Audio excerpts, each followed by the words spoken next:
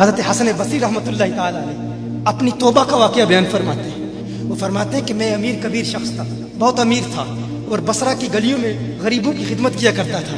اچانک میں نے ایک حسین عورت کو دیکھ لیا اور میں اسے دیکھتا ہی رہ گیا۔ اس عورت نے مجھے کہا اما تشتہی، تجھے شرم نہیں آتی؟ میں نے کہا ممن، کس سے شرماؤں؟ اس نے کہا وہ جو آنکھوں کی خیانت کو دیکھتا ہے اور دلوں کے پوشیدہ رازوں کو جانتا ہے، تجھے شرم نہیں آتی؟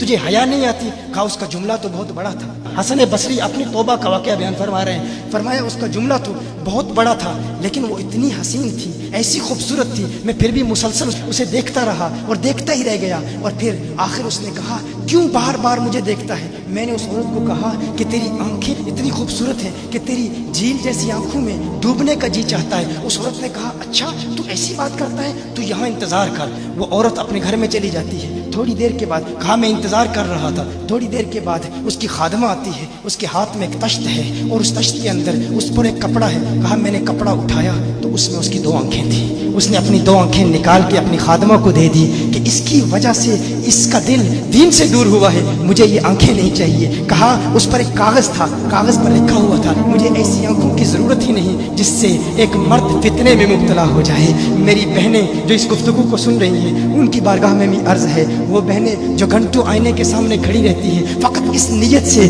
کہ اپنے بالوں کو یوں سنواریں کہ مردوں کو فتنوں میں مبتلا کریں، یا کسی دکان میں جا کر کپڑے خریدتے وقت ان کے ذہن میں فقط یہی خیال ہوتا ہے ایسے کپڑوں کا انتخاب کریں گی کہ جن سے مردوں کو فتنے میں مبتلا کریں گے۔ یہ بھی امت کی بیٹی ہے جس کی ایک ادا سے ایک شخص ولی کامل بن گیا، حسن بصری بن گیا۔ حسن بصری فرماتے ہیں جب اس کی آنکھیں دیکھی میں تحکم کھو بیٹھا، میں زار و قطار رو رہا تھا، روتے ہوئے میں گھر چلا گیا، پوری رات میں روتا رہا، پوری رات توبہ کرتا رہا، استغفار کرتا رہا۔ حسن بصری فرماتے ہیں فجر کی اذان سنی، اچانک خیال آیا اس عورت کا شکریہ تو ادا کروں کہ جس نے اپنی آنکھیں میرے لیے، میرے دین کے لیے، میرے ایمان کے لیے اور توبہ پر استقامت کی خاطر قربان کر دی۔ کہا میں اس کے گھر گیا، جو ہی اس کے گھر پہنچا تو ادھر اس کا جنازہ نکل رہا تھا، اس کی موت واقع ہو چکی تھی۔ کہا میں رات گھر آیا، میں رات سو گیا، میری آنکھ بند ہوئی، میں نے اس عورت کو خواب میں دیکھا، میں نے کہا کوئی نصیحت کر۔ اس عورت نے کہا کہ جب تنہائی میں ہو اللہ کا ذکر کرتے رہو، اور جب صبح کرو تو استغفار کرو،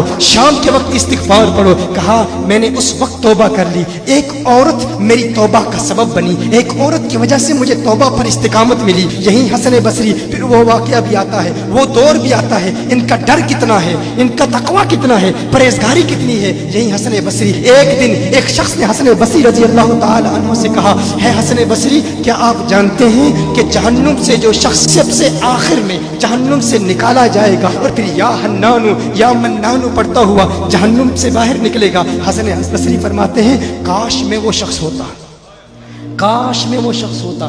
کہا گیا کہ جو جہنم سے سب سے آخر میں نکلے گا، ہزاروں سال جہنم میں رہے گا، یا حنانو یا منانو بڑھتا ہوا جہنم سے باہر نکلے گا۔ کہا کاش میں شخص ہوتا۔ انہوں نے کہا حضرت آپ کیا فرما رہے ہیں کہ آپ جہنم میں جانا چاہتے ہیں؟ آپ تو بزرگ ہیں، اللہ کے ولی ہیں۔ کہا تم میری بات نہیں سمجھے، وہ جو جہنم سے نکالا جائے گا کم از کم نکلنے کی ضمانت تو ہے، اس سے یہ تو پتا چل رہا ہے کہ ایمان پر موت واقع ہوگی، مجھے اپنے ایمان کی ضمانت نہیں ہے۔ میں نے اس لیے کہا کہ اگر مجھے یہ ضمانت بھی مل جائے کہ میں وہ ہوں تو وہ بھی مجھے قبول ہے، کم از کم ایمان تو سلامت لے کے جاؤں۔ میں کہتا ہوں اللہ فرماتا ہے خوف نہیں ہے، ڈر نہیں ہے، پھر فرماتا ہے یہ ڈرتے بھی ہیں، یہ ڈرتے بھی ہیں، لیکن ان کے ڈر اور ہمارے ڈر میں فرق کیا ہے؟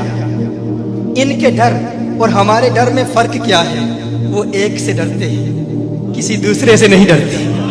فرق کیا ہے؟ وہ ایک سے ڈرتے ہیں، ایک سے ڈرتے ہیں، کسی دوسرے سے نہیں ڈرتے۔ ہم اس ایک سے نہیں ڈرتے، اسی لیے ہر ایک سے ڈرتے ہیں۔ یہ فرق ہے، ہم اس ایک سے نہیں ڈرتے، اسی لیے ہر ایک سے ڈرتے ہیں۔